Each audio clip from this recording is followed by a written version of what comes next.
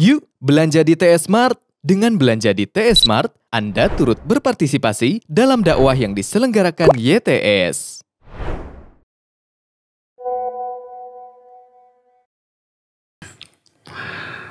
Allah Maha Pemberi, termasuk rizki, kekuasaan, pangkat, jabatan, popularitas, dan seterusnya.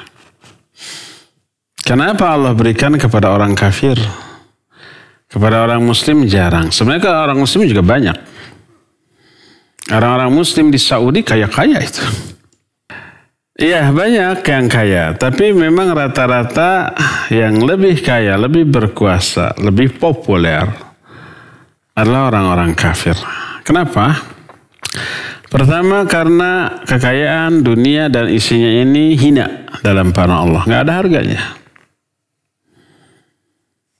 Sudah sering dijelaskan, dunia ini lebih hina daripada bangkai binatang. Bahkan lebih hina daripada kotoran manusia. Tak ada harganya di sisi Allah. Seandainya dunia ini ada harga di sisi Allah, walaupun seharga sehelai sayap seekor nyamuk, niscaya Allah tidak akan memberikan air minum kepada orang kafir walaupun seteguk. Dibiarkan kelaparan, kehausan, menderita. Seandainya dunia ada harganya. Karena tidak ada harganya, Allah berikan. Termasuk kepada orang yang Allah benci, yaitu siapa? Orang-orang kafir. Bayangkan lebih hina dari kotoran kita. Kita membuang kotoran aja nggak mau dilirik. Nggak mau dilihat, ya. Sambil jongkok atau sambil duduk, begitu keluar langsung dibanjur. Kalau toh tidak sengaja kelihat, jijik, nggak mau. Demikian juga bangkai binatang, nggak mau kita. Jadi beban untuk mengubur atau membuangnya. Nah, dunia dan isinya itu lebih hina daripada itu. Dunia ini terlaknat juga yang ada di dalamnya, kecuali zikrullah dan ilmu, mencari dan mengajarkan ilmu. Ya. Maka karena dunia ini hina, Allah berikan. Yang pertama. Kedua, walaupun hina tak ada harganya, dunia memberi kesenangan. Dan kadang-kadang Allah jadikan harta ini sebagai balasan atas kebaikan orang kafir di dunia. Orang kafir, orang musyrik, orang ateis di dunia ada nggak kebaikannya? Ada. Mungkin mereka menolong orang, merasa iba, simpati, empati kepada orang yang menderita. Bukan hanya ke orang, ke binatang pun mereka memiliki rasa pri kebinatangan.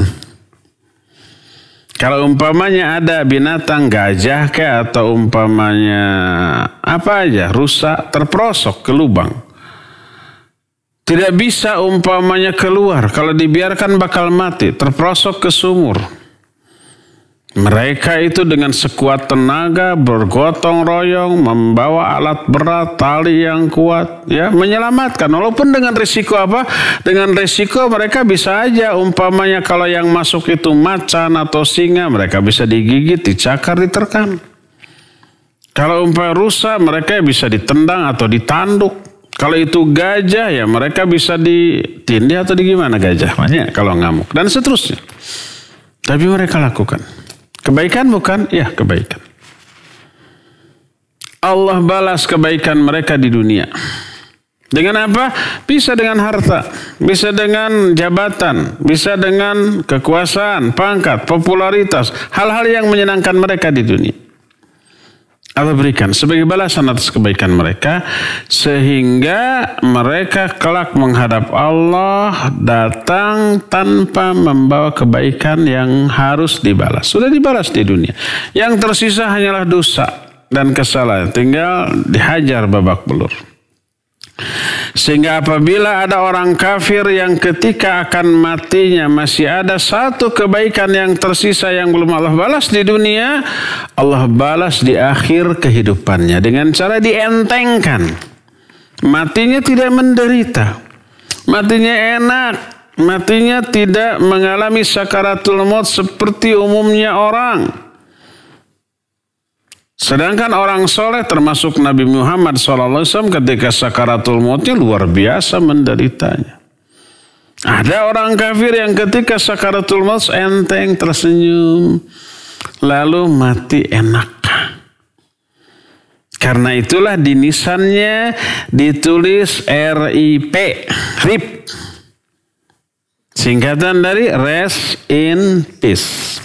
Istirahat dalam damai. Disangkanya istirahat di sana padahal babak belur. Dientengkannya orang kafir ketika mati sebagai balasan dari Allah atas kebaikan yang masih tersisa, yang belum terbalas di dunia.